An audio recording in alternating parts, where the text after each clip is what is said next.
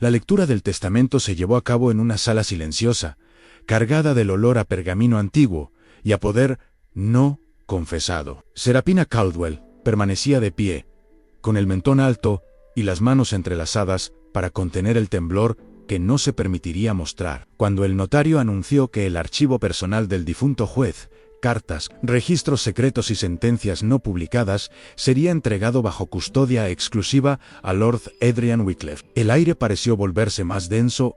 Ansera sintió, como años de espera, de rabia contenida y de noches repasando nombres prohibidos, convergían en ese instante exacto. Allí, en esos documentos, podía estar la prueba que su padre nunca tuvo. La verdad, que murió con él en una celda húmeda, acusado de traición por un sistema que necesitaba culpables fáciles. Y el hombre que ahora guardaría esas pruebas era el mismo al que ella había aprendido a odiar como a una ley natural. El marqués implacable, el magistrado que condenaba sin piedad, el rostro frío de una justicia que no había escuchado súplicas. Cera no dudó. Si quería justicia, debía entrar en la casa del enemigo. Si quería venganza, tendría que mirarlo a los ojos cada día, sin apartar la vista. Lord Adrian Wycliffe observó a la joven desconocida desde el primer momento con una atención peligrosa. No era la forma en que se vestía ni la educación impecable con la que se presentaba como asistente de una dama caritativa. Era algo más sutil, más inquietante, demasiada precisión en sus preguntas, demasiado silencio cuando otros hablaban de él con temor. Adrian había construido su reputación sobre el control absoluto en control de la ley, de las emociones, de sí mismo. Sin embargo, aquella mujer alteró el equilibrio desde el primer día. Decidió mantenerla cerca, bajo vigilancia constante, convencido de que ocultaba algo, y porque su presencia despertaba una incomodidad que no sentía desde hacía años. Entre ellos nació una guerra inmediata. Ansera lo desafiaba con inteligencia y desprecio apenas velado. Adrian respondía con frialdad calculada y una autoridad que buscaba doblegarla. Compartían techo, mesa y silencios tensos, como si la mansión Wycliffe se hubiera convertido en un campo de batalla invisible. Ninguno estaba preparado para lo que vendría después, porque cuando la verdad empieza a filtrarse entre cartas ocultas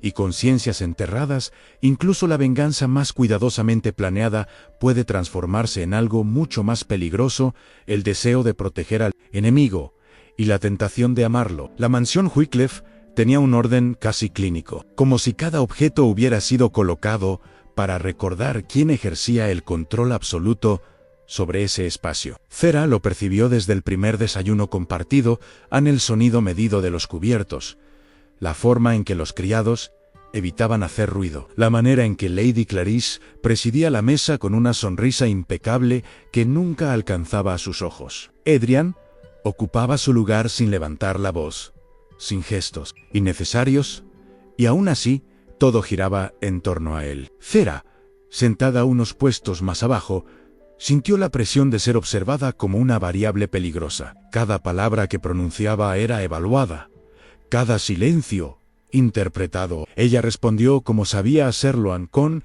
inteligencia afilada y una compostura desafiante que rozaba la insolencia. No se inclinaba más de lo necesario, no pedía permiso para pensar en voz alta, no bajaba la mirada cuando Adrian la interpelaba con preguntas veladas. Aquello no pasó desapercibido. Para Lady Clarice, Cera se convirtió de inmediato en una amenaza que debía ser neutralizada. Para Adrian, en un enigma que exigía ser descifrado antes de que explotara. La tensión entre ambos no necesitaba palabras. Se instalaba en el aire, densa, como una tormenta contenida bajo un cielo aparentemente sereno. Cera comenzó a ejecutar su plan con una precisión casi cruel. Aprovechaba los momentos en que la casa parecía dormida para memorizar recorridos, observar llaves, contar pasos entre el ala de archivos y las escaleras de servicio. Sabía que los documentos del difunto juez estaban custodiados con discreción, no con ostentación, porque Adrian confiaba más en el silencio que en las cerraduras visibles. Sin embargo,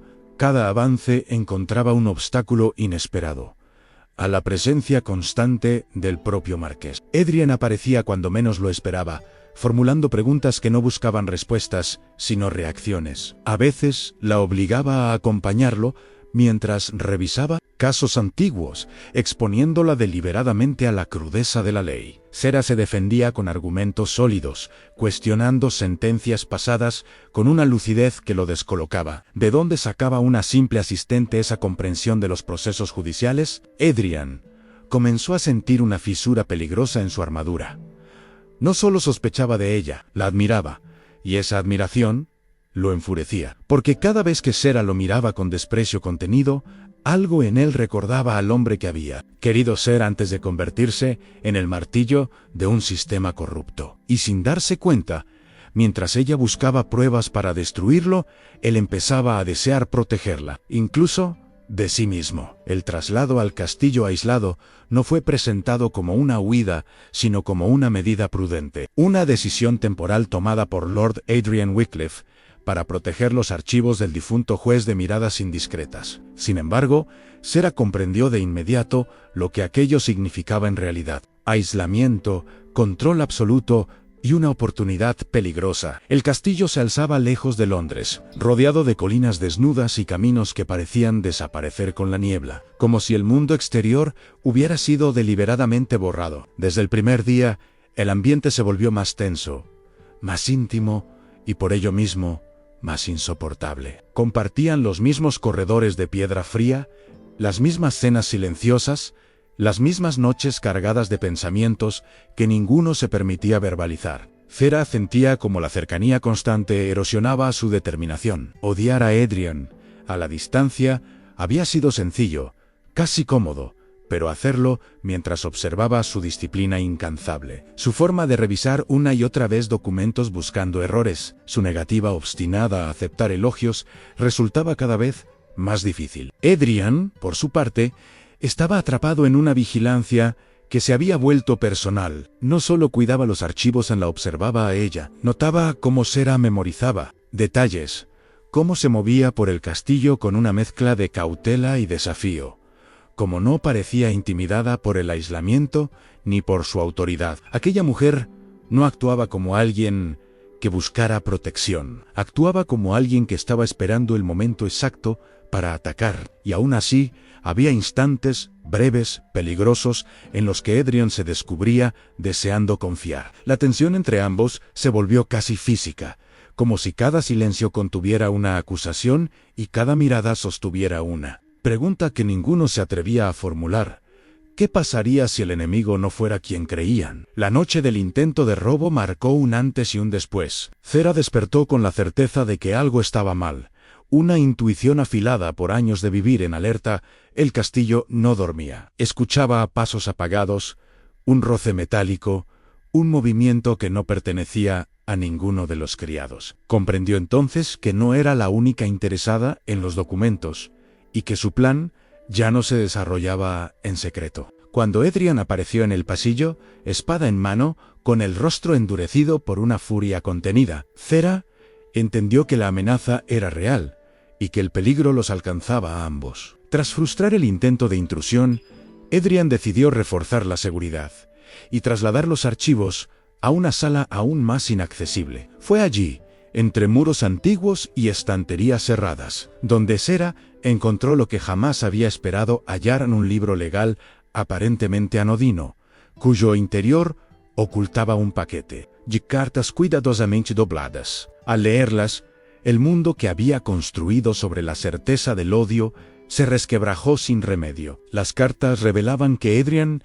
había intentado reabrir el caso de su padre años atrás, que había cuestionado la condena, que había sido amenazado directamente por el obispo Ransom. La ira de Sera no desapareció, pero cambió de forma, convirtiéndose en una confusión devastadora. Adrian, al descubrirla con las cartas en la mano, no reaccionó con violencia ni con acusaciones, sino con una resignación silenciosa que lo desarmó ante sus propios ojos. En ese instante, ambos comprendieron que habían sido piezas de un juego mucho más grande y más cruel. La venganza ya no tenía un único rostro, y el deseo que comenzaba a surgir entre ellos se volvió tan peligroso como la verdad que acababan de descubrir. La presión comenzó a cerrarse sobre ellos de una forma tan meticulosa como invisible, como si el castillo mismo hubiera sido incorporado al engranaje de vigilancia que el obispo Ransom dominaba desde las sombras. Cera lo sintió primero, en una carta sin firma deslizada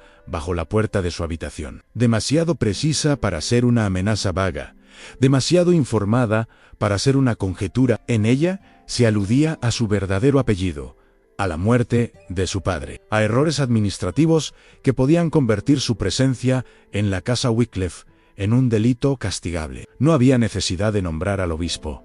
El poder auténtico nunca se anuncia. Adrian, por su parte, percibió el movimiento en otro nivel. Retrasos inexplicables en despachos oficiales, silencios incómodos de antiguos aliados, una repentina hostilidad disfrazada de prudencia. Comprendió entonces que Ransom había dejado de observar y había pasado a actuar. El castillo, que había sido elegido como refugio estratégico, se reveló como una jaula elegante donde cada salida estaba medida. La tensión entre Cera y Adrian se transformó en algo distinto, más grave y más íntimo. Ya no se trataba solo de desconfianza o atracción contenida, sino de la conciencia compartida de estar siendo empujados hacia una colisión inevitable. Cera, atrapada entre la rabia y la revelación, luchaba contra un conflicto que no había previsto. Si Adrian no había sido el verdugo de su padre, entonces su odio había sostenido durante años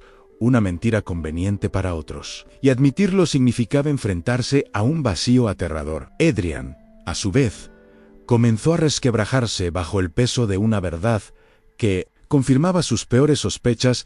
Su reputación de juez implacable había servido como cortina perfecta para encubrir la maquinaria corrupta del obispo. Cada sentencia dura, cada condena pública, había reforzado la imagen de justicia que Ransom necesitaba para seguir destruyendo enemigos sin mancharse las manos. En medio de esa revelación, Adrian se descubrió temiendo no por su nombre ni por su poder, sino por Serán, porque ella había entrado en ese juego con la intención de destruirlo, sí, pero ahora se había convertido en la única persona capaz de desmantelar al verdadero enemigo, y eso la hacía peligrosamente prescindible para quienes movían los hilos. La traición abierta llegó desde donde menos margen había para la duda a Lady Clarice, con una elegancia calculada y una serenidad que helaba la sangre. La madre del marqués decidió enfrentar a Cera sin elevar la voz ni recurrir al escándalo. Le ofreció dinero, protección y un pasaje discreto fuera del país,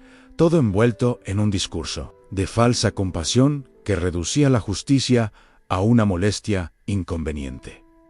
Para Lady Clarice, la verdad no era un valor, era una variable que debía controlarse para preservar el orden que la beneficiaba. Cera escuchó sin interrumpir, sintiendo como cada palabra confirmaba que la corrupción no siempre necesitaba villanos evidentes, sino guardianes respetables. Rechazar aquella oferta selló su destino. A partir de ese momento, la vigilancia se intensificó, los movimientos se limitaron y el aislamiento dejó de ser simbólico. Fue entonces cuando Cera tomó la decisión más peligrosa de todas en confesarle a Adrian la razón real de su presencia en su vida, no como súplica ni como justificación, sino como acto de honestidad brutal. Admitió que había llegado para destruirlo, que cada gesto inicial había sido una provocación calculada, que su cercanía había sido un arma.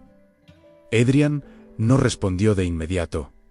La confesión no lo sorprendió, la había esperado desde el primer día. Lo que lo desarmó fue la forma en que Cera hablaba ahora, sin odio, sin triunfo, solo con un cansancio profundo y una dignidad intacta. Cuando finalmente reaccionó, no fue con reproche, sino con una admisión igualmente devastadora, que había construido su frialdad como un muro para sobrevivir en un sistema podrido, y que verla, desafiarlo sin miedo, le había recordado quién era antes de convertirse en instrumento del silencio. En ese instante, la venganza dejó de ser un proyecto individual y se transformó en una decisión compartida. No sabían aún cómo ni cuándo, pero ambos comprendieron que ya no podían retroceder. El obispo había cruzado el umbral del ataque directo. Lady Clarice había elegido el poder antes que la verdad, y el amor que comenzaba a nacer entre ellos no sería un refugio cómodo,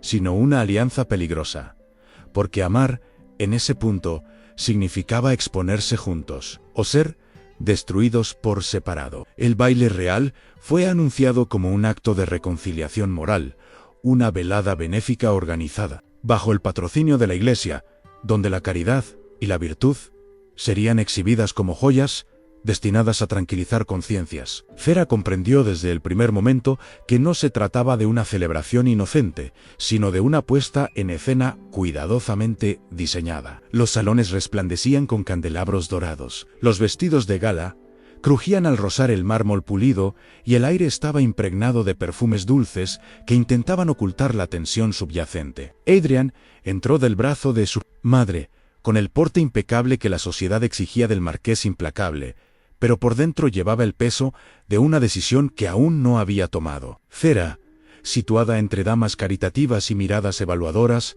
sintió cómo el cerco se cerraba con una precisión despiadada. Cada gesto suyo era observado, cada movimiento registrado. Cuando el obispo Ransom apareció, envuelto en sonrisas y bendiciones, la atmósfera se volvió casi irrespirable. Para el público, él era la encarnación de la rectitud. Para Fera, el arquitecto silencioso de la ruina de su padre, la trampa se activó con una acusación tan pulcra como devastadora. La desaparición de un documento del archivo judicial, convenientemente insinuada en voz alta, lo suficiente para sembrar sospecha, sin necesidad de pruebas inmediatas. Los murmullos comenzaron a recorrer el salón como una marea inevitable. Fera comprendió que estaban a punto de convertirla en ejemplo, en advertencia para cualquiera que osara desafiar un poder intocable. La humillación pública, el descrédito moral, la anulación de su palabra, antes incluso de que pudiera defenderse. Aquello no era solo un ataque contra ella, sino un mensaje claro para Adrian: obediencia o destrucción. El instante decisivo llegó cuando todas las miradas se volvieron hacia el marqués, esperando su reacción, como se espera un veredicto final. Adrian sintió el peso de años de silencio acumulado presionarle el pecho con una fuerza casi insoportable. Proteger su imagen significaba permitir que Fera fuera sacrificada con la misma frialdad con la que él había condenado a otros en el pasado. Protegerla a ella implicaba dinamitar la reputación que había construido para sobrevivir. Durante un segundo que pareció interminable, recordó quién había sido antes de convertirse en instrumento de una justicia torcida. Recordó el rostro de su padre, advirtiéndole que la ley, sin conciencia, era solo otra forma de violencia. Entonces dio el paso que nadie esperaba, no con gritos ni gestos teatrales, sino con una autoridad serena que silenció el salón. Adrian asumió públicamente la responsabilidad de los archivos, negó la acusación contra Fera y exigió que cualquier señalamiento se dirigiera a él. Aquella intervención no solo la salvó del descrédito inmediato, rompió el hechizo de intocabilidad que rodeaba al obispo. Por primera vez, alguien con poder real lo desafiaba frente a testigos. Fera sintió como algo se quebraba en su interior, no por gratitud, sino por una comprensión profunda y peligrosa a Adrian. Estaba dispuesto a perderlo todo por ella, y ese acto, más que cualquier confesión, transformó definitivamente la venganza en algo irreconocible. Porque ya no se trataba de destruir a un enemigo, sino de sostener juntos una verdad que exigía sacrificios reales. Mientras la música retomaba su curso y las sonrisas fingían normalidad, Fera supo que habían cruzado un umbral sin retorno. El amor, nacido en medio del odio y la sospecha, se había convertido en una fuerza, capaz de desafiar al poder moral más temido del reino. Y ahora, la pregunta ya no era si se atreverían a exponer al verdadero culpable, sino cuánto estarían dispuestos a perder cuando la verdad dejara de ser un secreto y se convirtiera en un acto público. El descubrimiento del diario definitivo no ocurrió como un golpe teatral, sino como una revelación lenta y devastadora, de esas que no permiten volver a mirar el mundo del mismo modo. Tras el baile, mientras Londres fingía haber olvidado el incidente y los rumores se acomodaban según conveniencia, Adrian decidió revisar por última vez los documentos trasladados desde el archivo del difunto juez. Fue entonces cuando Cera, guiada por una intuición que había aprendido a respetar, notó una discrepancia mínima en el lomo de un volumen legal que nadie había tocado desde su llegada al castillo. Dentro, oculto con la precisión de alguien que sabía exactamente qué esconder y de quién, apareció el diario personal del juez. No era un registro emocional, sino un mapa de supervivencia en listas de pagos disfrazados de donaciones, nombres de condenados estratégicamente seleccionados, fechas en las que propiedades confiscadas pasaban, sin ruido, a manos vinculadas a la iglesia. El nombre del obispo Ransom se repetía con una constancia escalofriante, no como figura moral, sino como operador financiero. Cera leyó con una mezcla de rabia y alivio. La verdad que había perseguido durante años estaba allí, completa y cruel. Pero también había algo más: anotaciones marginales donde el juez describía a Adrian no como cómplice, sino como riesgo. Demasiado recto para obedecer eternamente, había escrito. Adrian, al leer esas páginas, comprendió la dimensión real de su papel en la maquinaria corrupta. Su dureza había sido utilizada como cortina, su prestigio como escudo, su silencio como permiso. Aquella comprensión no lo absolvió. Lo obligó a asumir una responsabilidad distinta, más pesada que la culpa. Exponer el diario significaba dinamitar no solo a Ransom, sino el sistema entero que había tolerado esa corrupción por comodidad y miedo. Y significaba también exponer a Cera, cuyo pasado y motivaciones serían escrutados sin piedad. La verdad estaba completa, pero exigiría un precio que ninguno podía calcular con exactitud. La recepción benéfica organizada por la Iglesia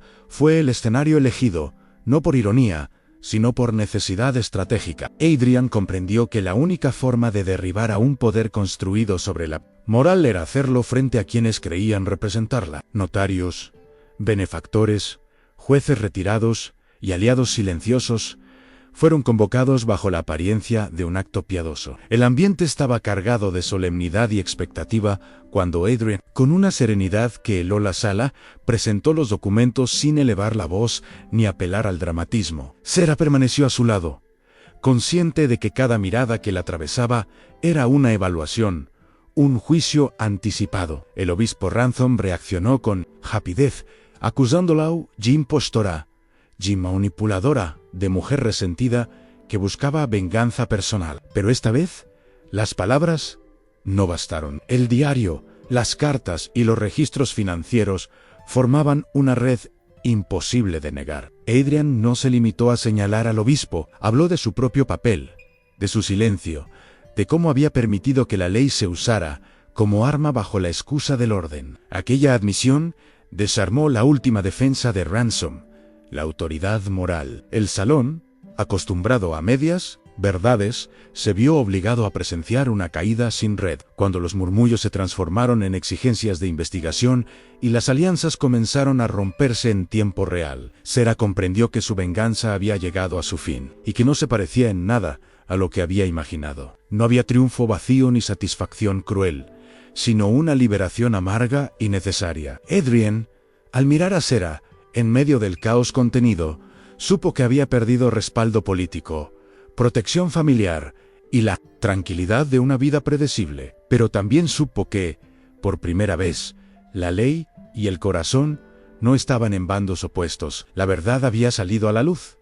y con ella, la posibilidad de un amor nacido no del engaño, sino del coraje compartido. La caída pública del obispo Ransom no trajo la paz inmediata que muchos esperaban, sino una quietud tensa, casi peligrosa, como la que sigue a una tormenta demasiado grande para olvidarse rápido. Londres, siempre hábil para adaptarse, comenzó a reordenar sus silencios. Algunos antiguos aliados del obispo desaparecieron discretamente de los salones. Otros fingieron indignación tardía. Muchos más optaron por una neutralidad cobarde que no comprometía a nadie. En medio de ese reajuste hipócrita, Cera se convirtió en una figura incómoda. Ya no era solo la hija del médico injustamente condenado, ni la joven valiente que había expuesto una red corrupta, sino una mujer que había osado desafiar una autoridad moral intocable, y había sobrevivido Esa supervivencia tenía un precio. Cada mirada que recibía estaba cargada de curiosidad, juicio o temor. Cada invitación que no llegaba hablaba más alto que cualquier insulto. Adrian observaba ese proceso con una mezcla de rabia contenida y responsabilidad silenciosa. Sabía que al defenderla públicamente, no solo había protegido a Sarah, sino que había marcado su destino de forma irreversible. Él mismo comenzó a sentir las consecuencias con rapidez en retrasos en nombramientos, pérdida de apoyos políticos, advertencias disfrazadas de consejos. Su reputación seguía siendo temida, pero ya no era cómoda. Por primera vez, Adrian no era útil como herramienta del sistema, sino peligroso como ejemplo. Esa conciencia lo obligó a mirarse sin indulgencia. Se preguntó cuántas injusticias había permitido por miedo a perder estabilidad, cuántas veces había elegido el orden antes que la verdad. Sarah, al verlo cargar con esas consecuencias sin quejarse, ni buscar absolución, comprendió que él, hombre al que había odiado, no solo había cambiado, sino que estaba pagando un precio real por hacerlo. Y esa constatación hizo que el afecto que crecía entre ellos dejara de ser confuso para volverse dolorosamente claro. La verdadera prueba llegó cuando ambos se enfrentaron al silencio que ya no estaba lleno de peligro, sino de elección. Sin un enemigo común que los empujara hacia adelante, Sarah tuvo que enfrentarse a una pregunta que había evitado durante años. ¿Quién era sin la venganza? Había construido su identidad alrededor del daño sufrido, del objetivo de destruir a quien consideraba culpable. Ahora, que la verdad había sido revelada, y la justicia, al menos en parte, restaurada, el vacío que quedaba no era pequeño ni sencillo.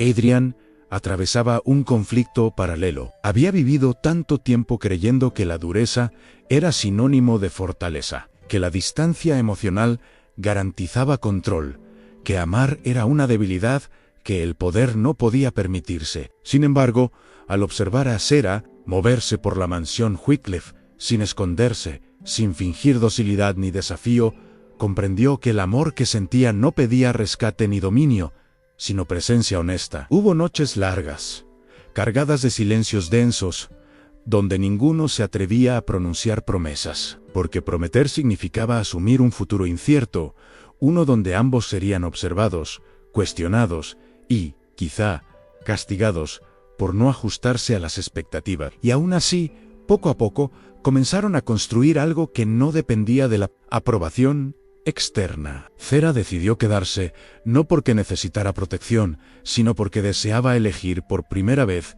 sin que el pasado dictara cada paso. Adrian decidió abrir espacios que antes había sellado con ley y frialdad, permitiendo que la mansión dejara de ser símbolo de control para convertirse en un lugar habitado. Su amor no borró el dolor ni prometió comodidad. Se sostuvo en acuerdos silenciosos, en la valentía diaria de no retroceder, en la decisión consciente de no usar el pasado como arma. Allí, donde antes solo había venganza y poder, comenzó a formarse algo mucho más difícil y más verdadero, una unión nacida de la verdad, capaz de resistir incluso cuando ya no había nada que destruir. La amenaza no desapareció con la caída del obispo, solo cambió de forma, volviéndose más discreta, y por eso mismo más peligrosa. En los días posteriores, Sarah empezó a notar pequeñas señales de que el poder herido todavía intentaba morder en cartas que se extraviaban, criados que recibían instrucciones contradictorias, rumores cuidadosamente sembrados sobre su origen y su ambición. La ciudad no necesitaba a Ransom para repetir su lógica, le bastaba el hábito de destruir a quien incomoda. Adrian lo comprendió con una claridad amarga, porque había vivido dentro de esa maquinaria, la había sostenido con su reputación y, en ocasiones, con su silencio.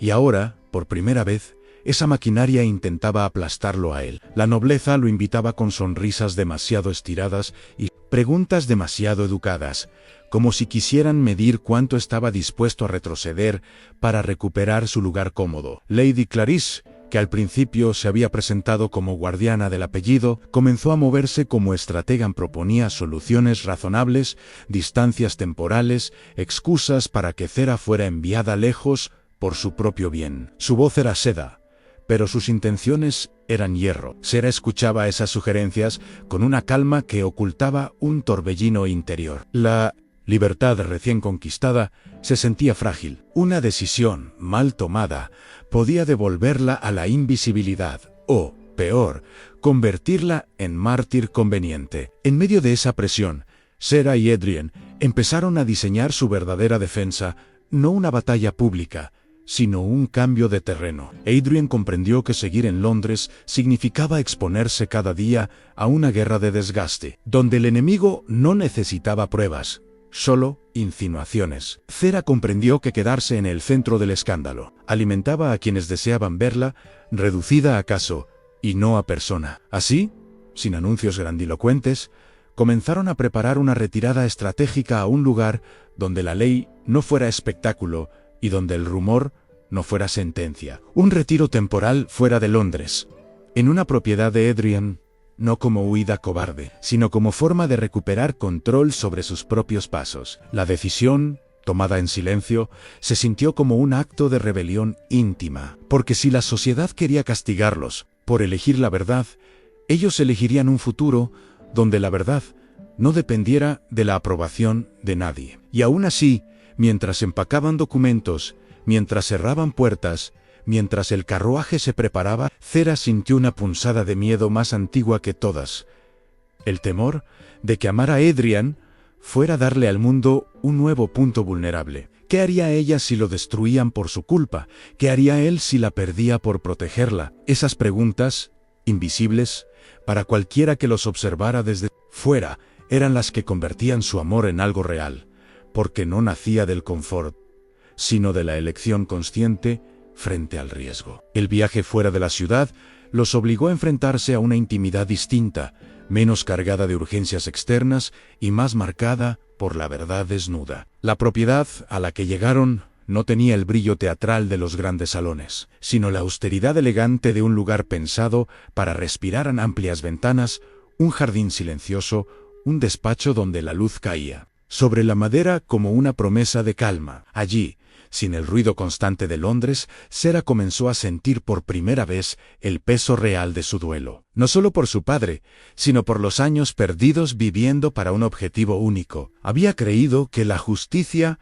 la haría ligera, pero en realidad la obligaba a mirar todo lo que había sacrificado para alcanzarla en amistades no construidas, deseos reprimidos, un futuro aplazado. Adrian, al verla caminar sola por el jardín al amanecer, comprendió que el amor no consistía en rescatarla ni en protegerla como un objeto frágil, sino en acompañarla mientras ella se reconstruía, y esa comprensión lo obligó a cambiar también. Por primera vez, se permitió admitir que su dureza había sido una máscara para no sentir culpa, que condenar sin piedad le había dado la ilusión de control cuando en realidad solo lo alejaba de sí mismo. No hubo una escena única que resolviera todo, sino una acumulación de pequeños actos Adrian, dejando de dictar órdenes como si el mundo fuera un tribunal. Sera permitiéndose descansar sin sentir que traicionaba la memoria de su padre. Ambos aprendiendo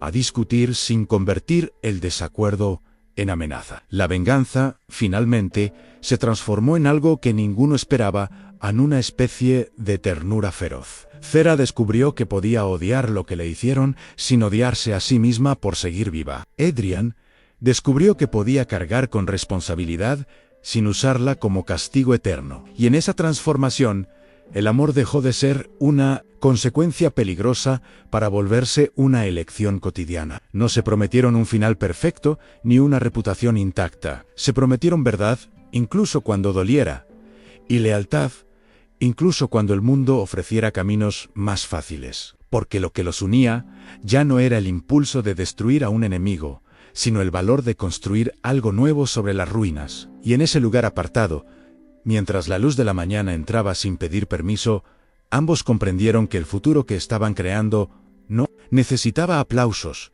necesitaba solo una cosa: la decisión firme de no volver a vivir con máscaras. El regreso paulatino a la vida pública fue más complejo de lo que ambos habían anticipado. No hubo una proclamación oficial ni una reconciliación inmediata con la sociedad que habían desafiado. Hubo, en cambio, una lenta reconfiguración de miradas, silencios y gestos medidos. Adrian volvió a ejercer su función, pero ya no desde la autoridad incuestionable del marqués implacable, sino desde una postura más incómoda para quienes lo rodeaban, en la de un magistrado que hacía preguntas, que revisaba procesos antiguos, que no aceptaba expedientes cerrados por conveniencia. Aquello generó resistencia, tensiones soterradas y advertencias veladas, pero también algo nuevo y peligroso para el sistema en respeto genuino. Cera, por su parte, comenzó a ocupar un espacio propio, que no dependía ni de la compasión ajena ni del escándalo pasado. Participó en círculos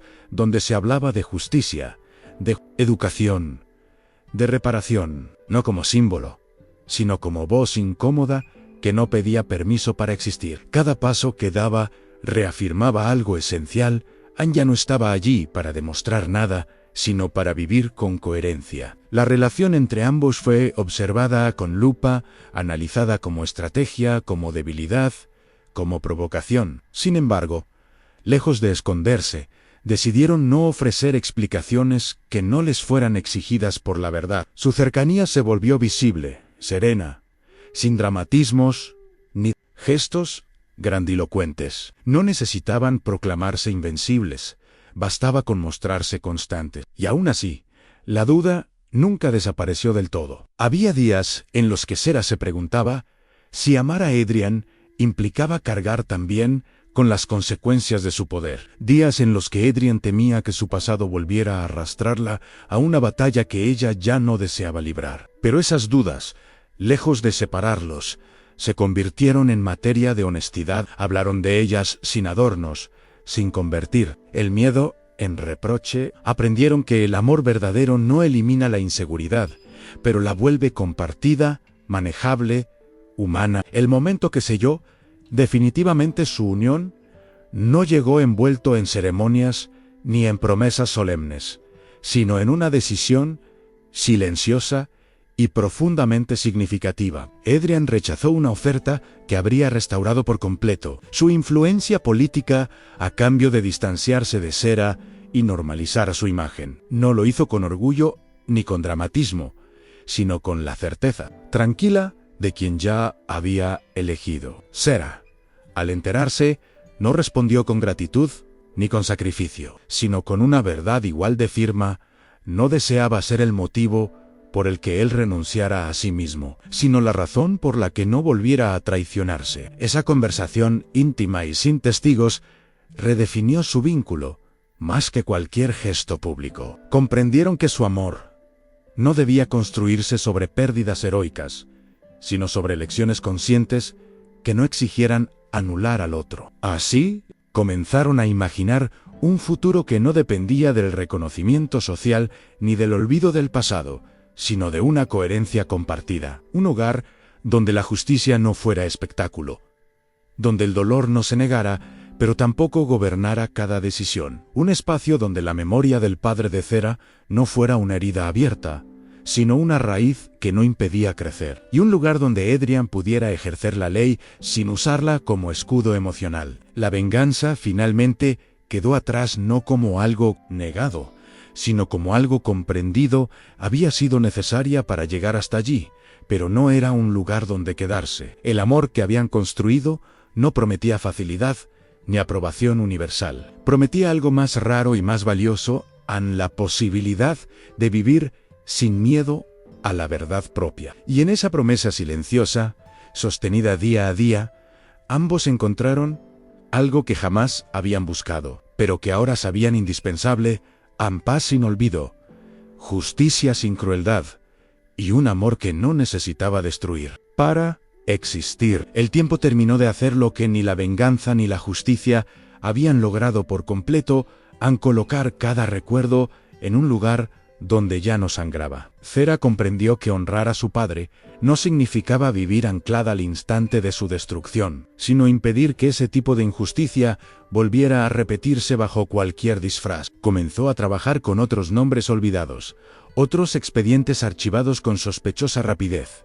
no como cruzada personal, sino como acto consciente de reparación. Ya no actuaba desde la rabia, sino desde una lucidez firme que no necesitaba gritar para ser peligrosa. Adrian, al observarla, reconoció que el amor que sentía por ella no se basaba en haberla salvado, sino en haber sido testigo de su transformación sin intentar controlarla. Él también cambió de forma irreversible. Dejó de aceptar la lógica del castigo automático y comenzó a ejercer la ley como un acto que exigía escucha, contexto y responsabilidad real. Aquello no lo volvió más blando, lo volvió más temido por quienes se beneficiaban del abuso sistemático. La sociedad tardó en adaptarse, como siempre ocurre cuando el poder deja de ser predecible. Hubo resistencias, intentos de desacreditarlos, murmullos que jamás desaparecieron del todo, pero ninguno de esos ruidos logró ya dictar sus decisiones, porque habían aprendido juntos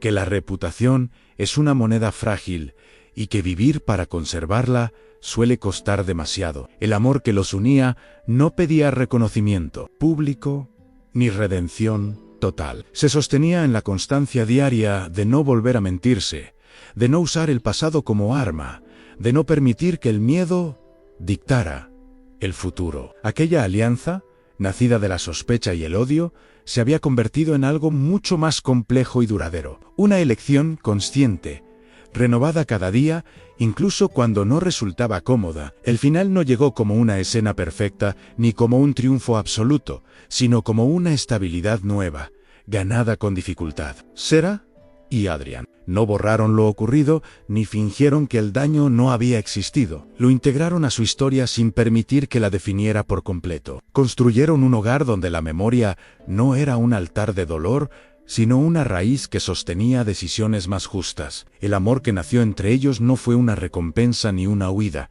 sino una consecuencia honesta de haber elegido la verdad cuando hacerlo implicaba perder privilegios, seguridades y silencios cómodos. En ese amor no hubo promesas grandilocuentes, sino acuerdos firmes a no volver a callar ante la injusticia, no usar el poder como escudo, no amar desde el miedo, y así, donde una vez hubo una hija decidida a destruir y un juez dispuesto a condenar sin mirar atrás, quedaron dos personas capaces de mirarse sin máscaras. La venganza cumplió su función inicial, pero no fue el destino final. El amor, inesperado y exigente, ocupó ese lugar no como consuelo fácil, sino como responsabilidad compartida. Porque algunas historias no terminan cuando cae el villano, sino cuando quienes sobrevivieron deciden qué hacer con la libertad que han ganado. Y ellos decidieron vivir sin traicionar